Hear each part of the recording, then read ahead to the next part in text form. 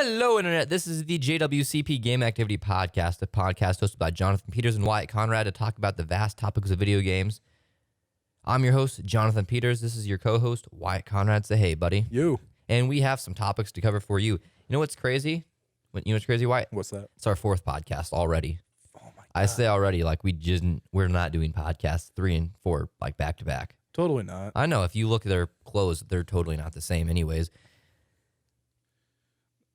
I mean, listen, if you look at them in order, okay, yeah. You might be able to see some similarities of my necklace and my shirt and the way my hair. You know, it doesn't matter. That is not the point. We're here to inform you about the video game news. This is game activity. Game activity. Wyette, we got some topics for them, don't we? Oh, yes, we do. You want to start with your topics, or I'll go first? I think you should bring up Among Us. Among Us. That's one of my topics. All right.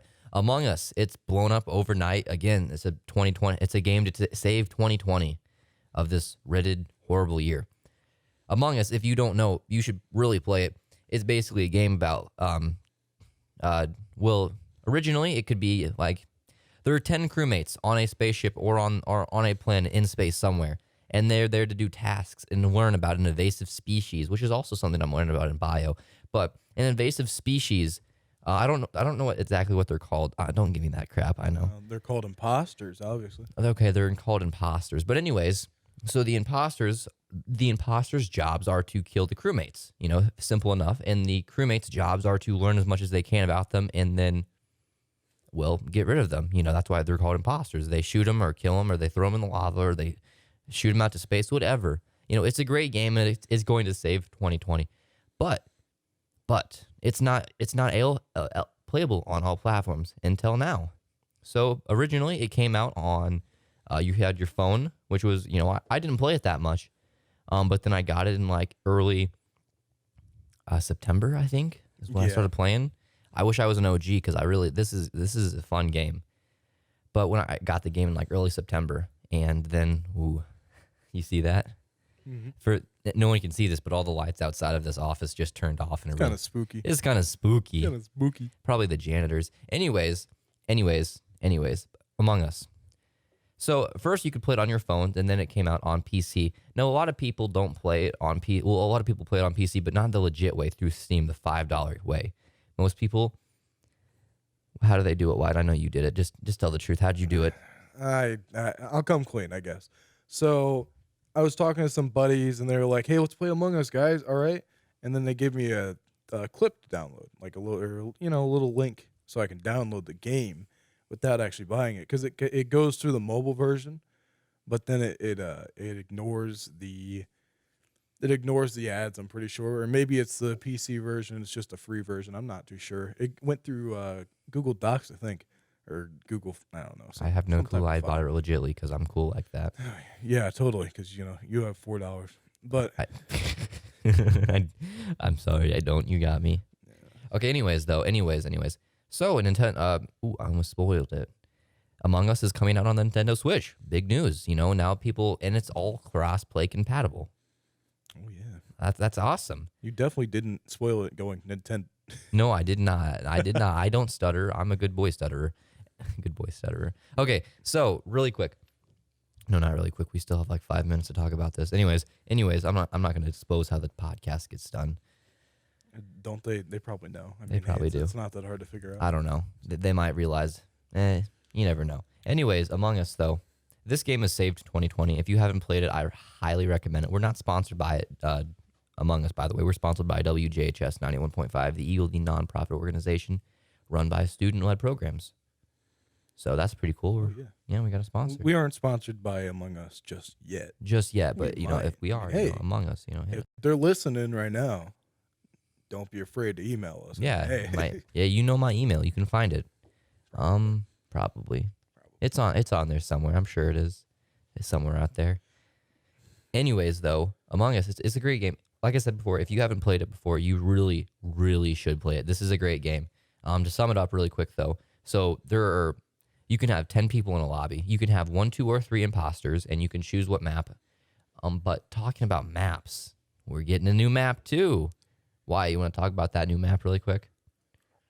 Well, I actually don't know the name of the map. I haven't looked too much into Among Us because my version on my PC doesn't really work anymore, and I didn't want to pay for it.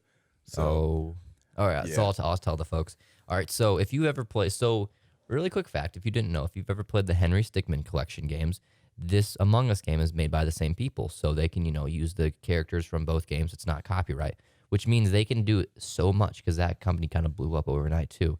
A lot of things just blow up overnight. I don't know why. probably because of the pandemic. No, that these games have. Well, yeah, I know they released their final one in 2020, but anyways, we're getting a new map. It's the spaceship, or not the spaceship. I'm still talking about Among Us. It's the airship. That's what it's called. The Airship Map. It's crazy. They have floating platforms. They have multiple levels, and it looks more like it looks like it's a level based game instead of a 2D game that you just walk around in. It's really cool to see how they did this design. I'll play a clip right here if you're watching on video. If you're not, then you should watch us on video. You can find us on Spotify or maybe possibly YouTube. We're not sure about that yet. It's kind of it's a very tapped in market, and there are a lot of people on YouTube that we could, you know. It's in the foreseeable future, but we're not too sure about it just yet. It's definitely possible. We could easily do it. But, hey, we're talking about Among Us. You're right. So my personal experience with Among Us was, I'm pretty sure me and you were actually playing games, and we met a whole group, and we really liked them. We were friends with them for a while, and I think that's the best way to play Among Us is with a group of friends, because when you play with random people, you don't know how they react. You don't know how they act. Yeah, when they're unfortunately, playing games. you can find some real unhealthy, untoxic or toxic people. Like there's always one kid in one lobby. And when I say lobby, another thing I wanted to bring up is Discord. So Discord, if you didn't know, you're listening to a gaming podcast, you should know what Discord is. It's fueled the gaming industry. Discord is basically the phone calls of computers. Basically, you can have multiple lobbies, multiple chat rooms. If you don't know what Discord is, you really should just watch a really simple video on YouTube.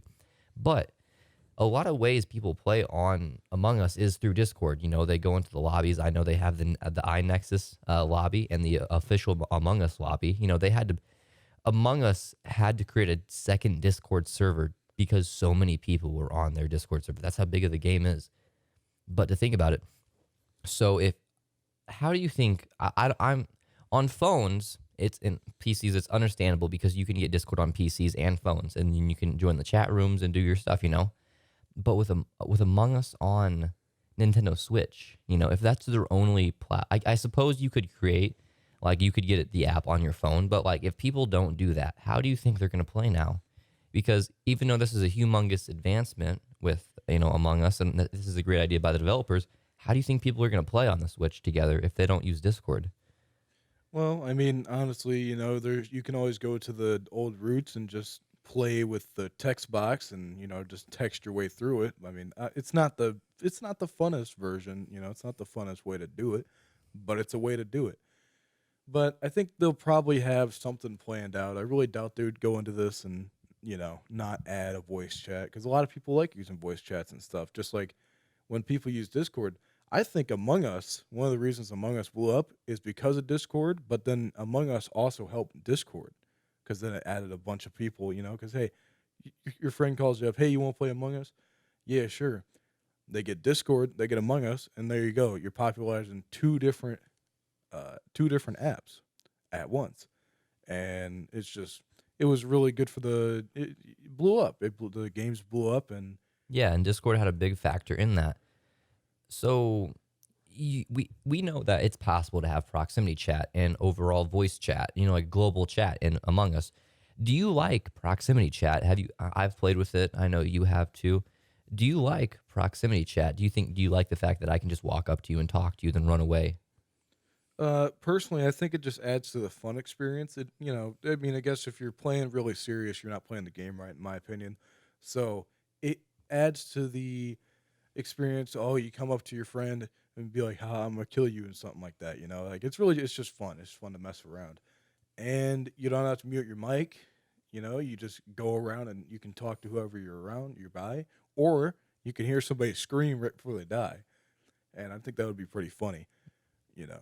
That's Hey, who did it? I just don't know. I heard their voice, but I just don't know who did it. So so you said that if you're playing the game too serious, you're not playing it right. So what is in your mind? What is the correct way to play the game? I think the correct way to play the game is to just, chill out. You got home from work, you want to go chill out, play some games. You get on Among Us and you start playing a game. You guys are joking around, the imposter wins. People can use strategies. People are always going to be good at games, like obviously. But I just don't think it should get super serious to where like people start raging and stuff. It's really not that kind of game. It's just kind of a laid back. It gets you thinking because you don't want to get caught, obviously, and you also don't want to give yourself away if you're the imposter. So it gets you thinking. So it's just a really fun game, and you can bond with your friends too. So I feel like it really shouldn't be a kind of pro game. It's just not really meant for that, in my opinion. Yeah, and there are definitely pro aspects to the game of like learning the card swipes, like algorithm and how it works and how fast you should go. You can change your DPI on your mouse to match the card swipe so you get it perfect every time. Actually, I'm really good at card swipe. I've never had problems with it. Like I think like on a handful of times I've had problems with the card swipe, but most of the time I nail it, and it's awesome because people always think he's the imposter because I get the card swipe right so many times. Also, another example of how this could be a pro game, but for odd reasons. When it's this snow map where it's mostly outside, and you have the laboratory and you have the decontamination chambers. Polis. Yeah, that map right there. I'm not good with names on those on the games.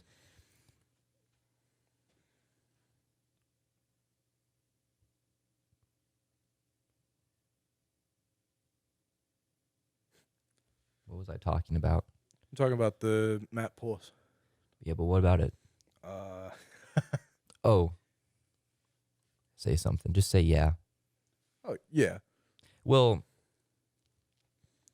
Polis is a good example for the keys because when you spawn in, keys is a common task. That means everyone would have it. So on the roster, when you're like on the imposter board of who is the imposter, there's a roster and it goes from it goes from the left column down, and at the end of that left column it goes from the right down. So depending where you are on that roster, that's where your key goes. So you can match like if you think someone's the imposter, like, hey, where did you put your key? And if they said I put it on the right and they're on the left roster, hey, they're the cheater. They're the imposter.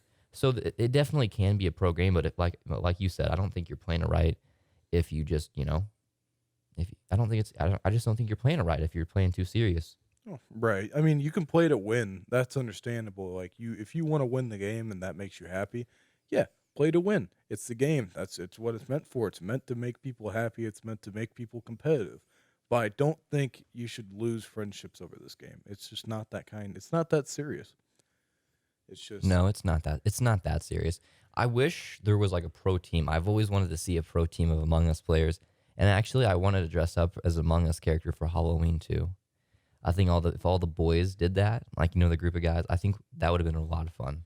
You know how bad that would have been when we were going to that haunted house and you were just in an Among Us costume the entire time. Oh yeah, I did go to yeah that'd be funny. I'd get scared in an Among Us costume, and then I'd have to become the imposter really quick. Yeah, we'd also have to cram you into a car wearing a huge costume. We wouldn't get pulled over though. It'd be fine. What? Yeah, no, we wouldn't get pulled over.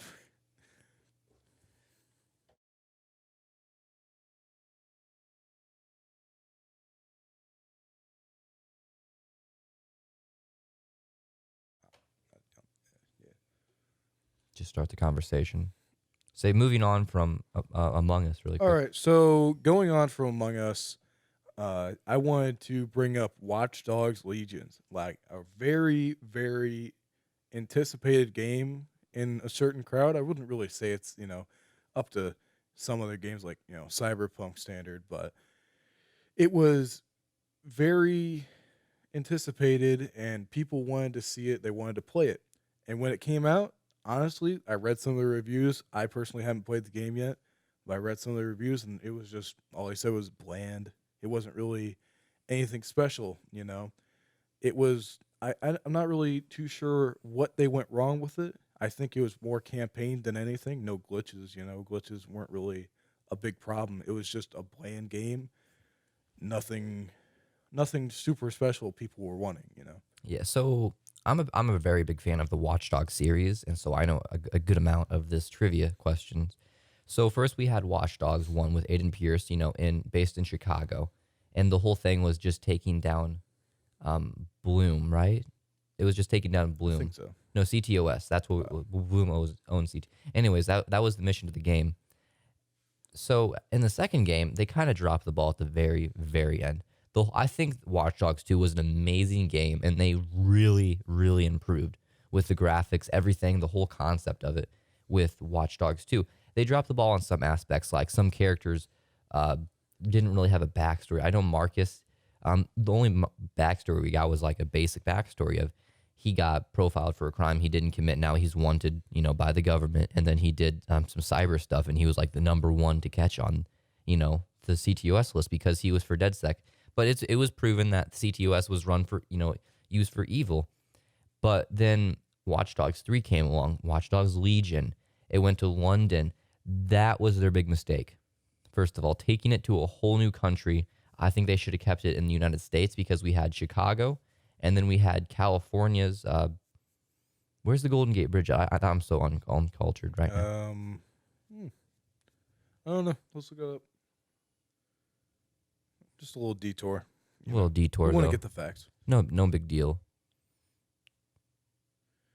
Golden Gate Bridge is in San Francisco. CA's California, right? San Francisco. Yeah. Oh, that's right. I'm so San Francisco, California. San Francisco. I can't believe I didn't know that off the top. I did know that off the top of my head. I don't know. This is a gaming podcast, not a states podcast or a history podcast. I know. Okay. Don't feel bad about it. I'm in high school. I should know that. I'm in high school. I should know this. Okay, really quick though. So I always say really quick. I got to stop doing that. Really quickly. Really quickly. Really, really quickly. And the podcast is over just like that. Really quickly. We want to end this as soon as we can. Yeah. Really quickly though. Oh my gosh. I hate video cameras on the podcast. Do you like them? You like them? I haven't been paying attention, honestly. Well, we got one right there. Then we have your camera right there. I'm going to slap your camera. I can't reach it. You just slapped me, actually. I did slap you. You want me to slap you? Yeah, you probably heard that. The people who only listen to the audio are probably going to be so confused on what's going on. Probably. I feel like we should keep this in. We should. We are going to keep. We're going to keep this in. Definitely. Yeah, we're going to keep this. We don't edit the podcast that much, anyways. We do though. We do, kind of a little bit. It doesn't matter. We do. Well, only when we talk about bad stuff. We were talking about Watch Dogs Legion. Come on, man. Yeah. Watch Dogs Get in the game. It was a disaster. It wasn't a disaster. It was horrible. No, I'm just joking. It was a. Okay, and we're back. I just accidentally hit the record button, so I really messed that up. I'm right next to the keyboard, so I can kind of screw it up like that. We stopped it directly on 18 minutes. It was kind of cool.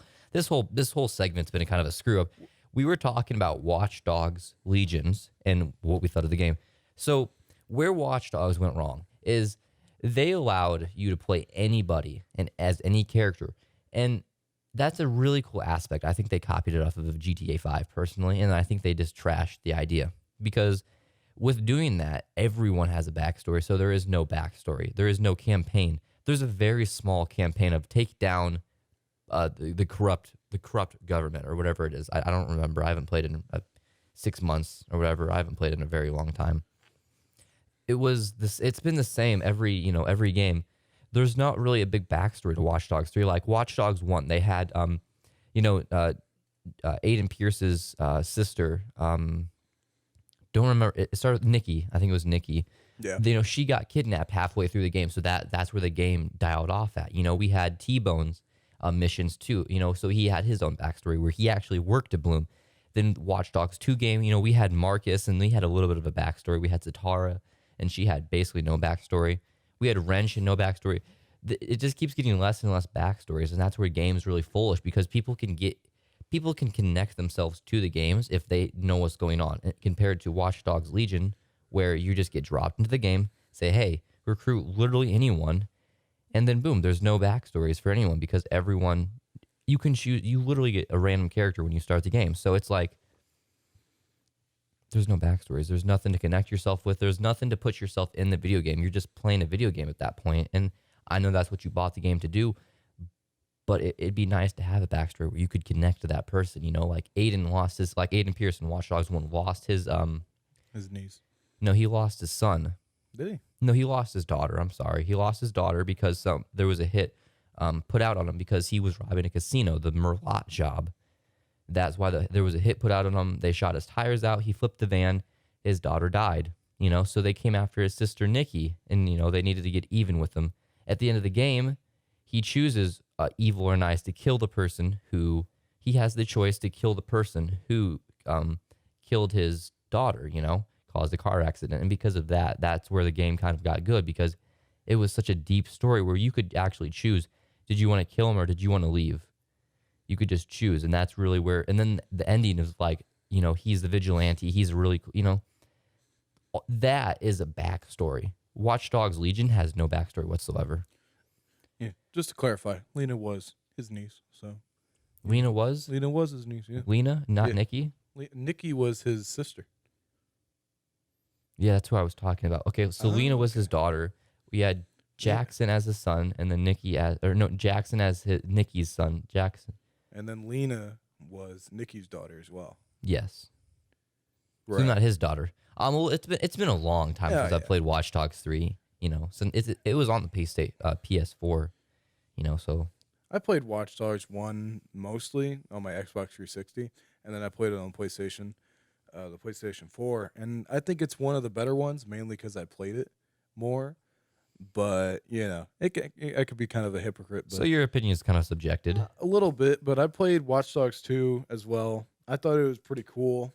Couldn't you make your own weapons? Like you could customize them. You could customize your own weapons and put skins on them, the same as the last game. But there were a lot more weapons in Watch Dogs 2. Watch Dogs 3 there's a lot more weapons because every character comes with their own weapon set of special abilities. Like if you were a construction worker, you could get in construction sites. If you were an armed guard, you could get into the armed guard areas. If you had a lawyer, your characters don't die; they just go to jail.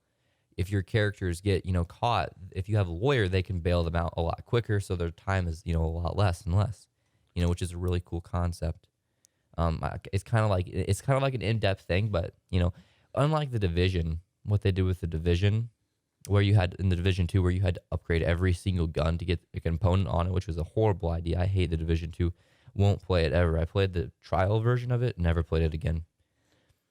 Honestly, didn't they have to make an expansion for the Division 2? Yeah, they did it in Washington. I'm pretty sure they went to New York City or somewhere like that because it was so bad. They just gave up with that game. They're like, they had to make a whole new game, basically. It was bad. All right. So, enough on all these Watchdog games. Let's focus on... Let's give the Ubisoft realm really quick. Let's talk about Rainbow Six Siege. Rainbow is an interesting game. It was not made to succeed whatsoever. It wasn't made to succeed, and it honestly shows. It shows that it is getting worse and worse by every update they do. They need another Operation Health, in my opinion. They do. Just to keep it up there. They're adding more and more operators that they have to tweak. They say every time, we're going to add them and we're going to tweak them and see as they fit. But they always mess it up. They always either make them worse or they make them better. Yeah, and they did Lord Tachanka so wrong. Oh God. When we said that he is Lord Tachanka, we idolized him because of his turret and his mounted turret. When we sat down his mounted turret, it was like a statue. Everyone knew that. Some people didn't even kill Tachanka. The only way you could kill Tachanka was with his turret. And if you didn't have his turret, you might have well not have killed him because you just lost religiously. It's like Rainbow's like a religion basically. But it wasn't meant to succeed. And now he has a grenade launcher that shoots flames and a whole turret. They ruined him. I know he's like an overpowered operator, but they don't see it that way because we idolized him for so long. It's not cool. It's not a good update. I didn't like it. And I stopped playing because of that, because I also got set on fire and I raged and smashed my controller. Oh, yeah. I love doing that. I love doing that. Smashing controllers is something so different. It just takes their pain away from you, But talking about another game that wasn't meant to succeed. You know what game I'm going to talk about? Oh, it might be underwater. It might be underwater. It's Subnautica. It was a humongous game. There's so much we could talk about in such little time. Let's try to cover it. So, which one do you want to talk about? Not Stranded Deep. That's a completely different game. Stranded Deep was fun, though. Stranded Deep was fun. As a child, it was a weird game, but I loved it. Actually, if you want to talk water games, it's such a weird thing to talk about now because you have like No Man's Sky. You know, you have what's the space one? Spaceman, not Spaceman. Spaceman. Was it No Man's Sky? No Man's Sky was the space one, yeah. Yeah. So like GTA 5 is based on the ground. You know, No Man's Sky is based on this. You know, on all the planets and the solar system and the space. That I couldn't think of the word space. Subnautica is based underwater, and I love the fact that that's how they made it succeed. Subnautica wasn't meant to succeed. It was just a game to show the people, hey, this is what the developers can do. And then it blew up. Oh, man. It got picked up by so many popular YouTubers and streamers. It was amazing. It got blown right out of the water. And that was the corniest joke I think I've ever heard you make. Thank you. Leave the station. Just go. I'm not going to leave. I'm not leaving the studio. Hey, we're talking about underwater things.